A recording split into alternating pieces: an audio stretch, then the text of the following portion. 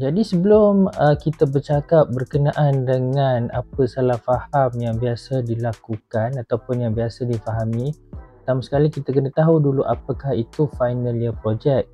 Jadi final year project secara umumnya boleh ditaktifkan sebagai satu kerja atau kajian ilmiah atau dalam bahasa Inggerisnya academic work or academic research yang berkaitan dengan bidang kajian pelajar bagi memenuhi salah satu daripada syarat penganugerahan ijazah sarjana muda. Jadi untuk final year project kebiasaannya dia akan dinilai berdasarkan 3 kriteria, iaitu presentation, project dan juga report. Jadi ketiga-tiga elemen ini adalah sangat-sangat penting di mana masing-masing ada pecahan markah tersendiri yang perlu dinilai oleh supervisor yang pertama dan juga oleh panel penilai.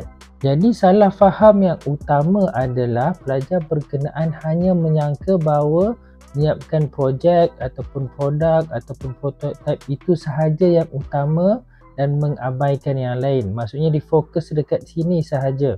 Dia hanya fokus masa dan tenaga hanya untuk projek sahaja tetapi mengabaikan yang lagi dua ni, terutamanya part report. Maksudnya dibuat sungguh-sungguh, which is baguslah dibuat sungguh-sungguh projek, tetapi yang salahnya adalah difokus untuk siapkan projek dan diabaikan untuk buat report.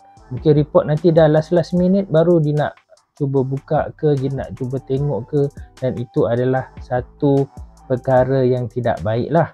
Jadi salah faham adalah difokus hanya kepada projek. Salah faham juga bermaksud pelajar berkenaan menyangka bahawa apabila projek ataupun produk ataupun prototype FYP beliau dah siap dan berfungsi dengan baik, maka telah selesai.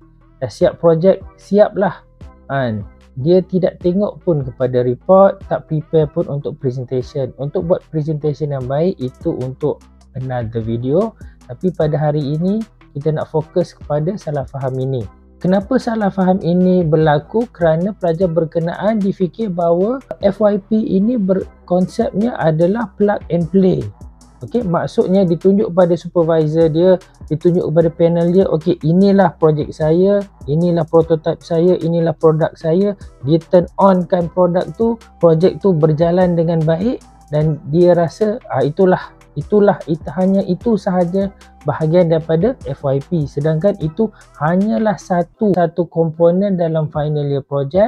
Maksud di sini adalah apabila projek dia telah siap, dia kena prepare untuk hasilkan report yang baik dan juga dia kena prepare untuk menghasilkan presentation yang baik. Dia tak bolehlah projek tu dah siap, disettle dan report dan presentation diabaikan. Final year project lagi sekali ditegaskan bukanlah plug and play. Bukanlah you buat projek tu sungguh-sungguh, projek tu dah siap and then you pun pergi relax. Tidak. Buat projek sungguh-sungguh itu yes, betul. Tapi dalam masa yang sama you kena sediakan report.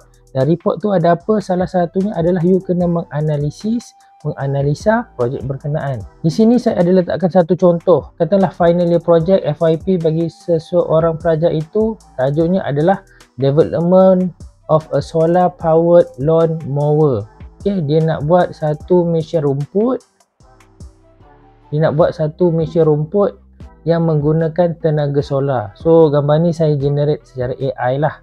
Okay, AI salah satu AI yang free. Okay, jadi salah faham yang saya maksudkan adalah bila pelajar tu dapat tajuk ni, dia pun fikir okay, dia buat circuit dia buat dia punya design, dia buat simulation apa semua, itu semua baik. And then bila projek ni dah siap, dia pun relax. Okay, projek aku dah siap, bila aku tekan on je, mesin rumput secara solar ni boleh berfungsi dengan baik. Dan lepas tu dia pun relax. Dia hanya fokus pada bahagian projek. Ini mesin ni ataupun solar powered lawn mower ni adalah part projek. Dia kena sediakan report, dia kena preparekan presentation yang baik. Okay, jadi apa perlunya report? Okay, kenapa kita siapkan projek ini? Yalah, nak siapkan projek ni bukanlah satu benda yang senang. Dia memerlukan masa, memerlukan tenaga, memerlukan ilmu, kemahiran.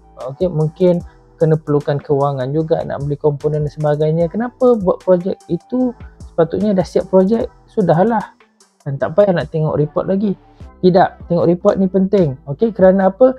Kerana report ini mengandungi analisis yang mendalam. Laporan final year project memberikan peluang kepada pelajar untuk membentangkan analisis mendalam berkenaan dengan FYP mereka. Jadi dia kena sediakan. Once dia dah siap projek, okey, dia dah tunjuk kepada panel, bagus, projek ini dapat berjalan dengan baik, dan dia kena bagi dia punya analisis lah. So contohnya untuk projek ni, apa analisis yang dia boleh buat? Sebagai contoh, yang pertama, power consumption yang digunakan.